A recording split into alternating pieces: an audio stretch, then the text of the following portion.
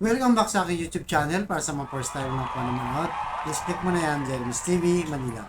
Anyway guys, wala na ba ito? Libre lang.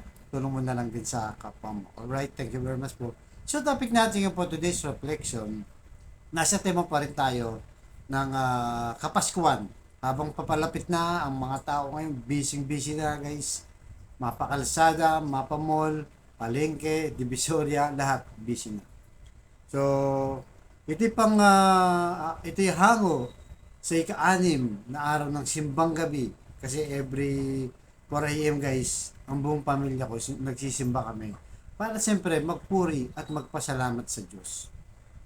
Parte na lang yung kahilingan namin na sinasabi nila na kailangan gumawa ka daw ng wish list, di ba? O yung wish mo talaga sa Diyos na mula sa day 1 hanggang day 9 ng simbang gabi. Ngayon sa matapos mo. Pero para sa akin, araw-araw guys, the more na nagsimba ka, yung biyaya, basta nagpasalamat ka, humingi ng tawad sa Diyos, nandun na yung grasya.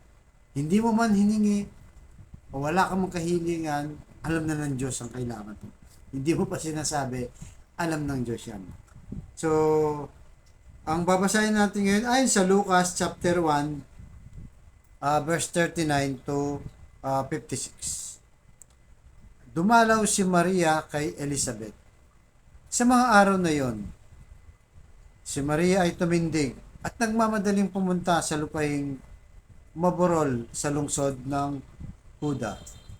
Pumasok siya sa bahay ni Zacarias at bumati kay Elizabeth.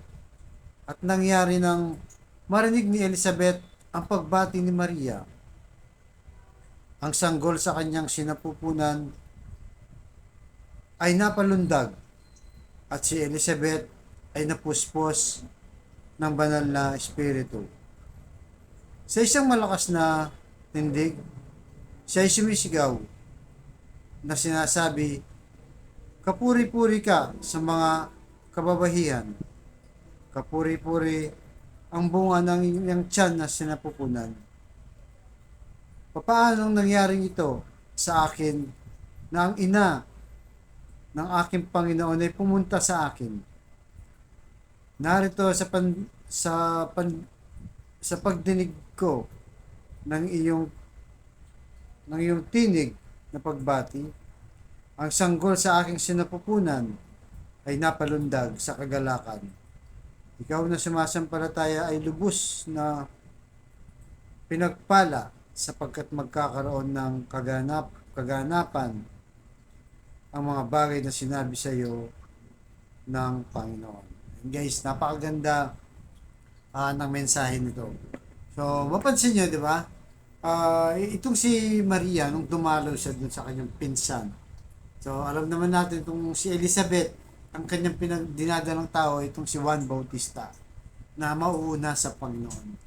So, nung dumalaw nga ang mahal na Birhen, Maria, ang sabi ni Elizabeth ay napakasaya niya at napalundag ang kanyang batang nasa loob ng tiyan o si Juan Bautista dahil dinalaw siya ni Mama Mary. Kaya nga sabi ni Elizabeth, ang sabi ni Elizabeth ay, sabi niya, pinagpala ka sa babaeng lahat. Ito, puri-puri kita. At ganun din ang iyong ang banal na espiritu. So yun, so puri-puri siya. Kaya nga nung nandun na sila guys, nakita nitong si Elizabeth ang Panginoong Yesus. Diba? Kasi sabi niya, di ba, dumalaw sa akin ang ina ng aking Panginoon. Sino ba Panginoon tinutukoy niya? Wala nang iba ang ating Panginoong Yesus. Diba? Nakita niya. So dahil doon sa pangyayari na yun, napuspos ng Espiritu Santo, itong si Elizabeth. Kaya nga naganap yung pagdalaw na yun para sa kanyang maging masaya dahil nga dinalaw siya ng ina ng Panginoon. So, bakit niya nakita itong si Panginoon Jesus kay Mama Mary? At kayo guys, nakita nyo na ba ang ating Panginoon Jesus? Diba? Kasi sabi ni Elizabeth dinalaw ako ng ina ng Panginoon ko. Sabi niya. So, kaya ngayon, kung makita mo, paano niya nasabi yun, di ba? Bukod sa puspos ng Espiritu, nakita niya ating Panginoon Jesus. Kaya, ikaw nanonood sa aking vlog, nakita mo na ba ang ating Panginoong Jesus? Ang kagaya na sinasabi ni Elizabeth. So, kung hindi mo pa nakita, guys, nandyan lang sa paligid mo. So, habang nanonood tayo, nakikita mo na rin. Diba? Dahil ayon sa Biblia, ang sabi ng Panginoong Jesus, nung ako'y nagutom,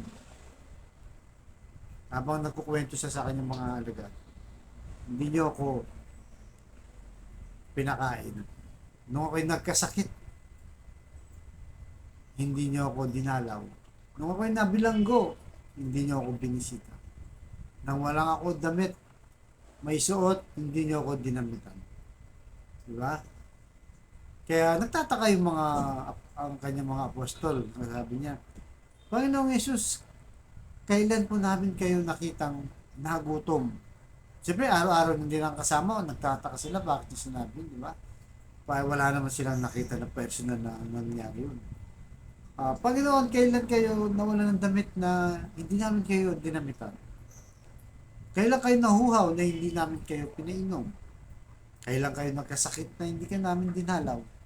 At kailan ka nabilanggo na hindi ka namin binisita? Yan ang mga tanong ng mga apostol o kanyang mga alagad. Siyempre, nagtataka sila bakit niya nasabi. Kaya nung sumagot ng ating Panginoon, sabi niya, sapagkat, sabi niya, nung nagutom ang iyong kapatid na pinakahamak o pinakamaliit, ibig sabihin mga mahihirap, mga nagugutom, ay ginawa niyo na sa akin. Yun ang sinabi ng Panginoong Diyos. So, ang ibig niya sabihin, sa paligid, lahat ng tao, yan ay ating ang Panginoong Diyos. So, lalo na ngayon, araw ng Kapaskuhan, kahit papaano, magbigay tayo ng share o ng mga blessings. Kaya hindi naman kailangan million guys. Wala naman tayong million. Kahit yung maliliit na bagay, kagaya ng magbigay na pagkain sa mga pulubi, di ba?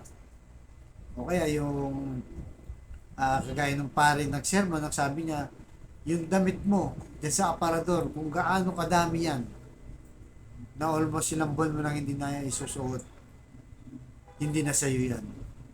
Diba? Pwede mo nang ipamimigay sa mga nangangailangan, yung mga charity works. Sa Simbahan Katolika, yun yung Veritas.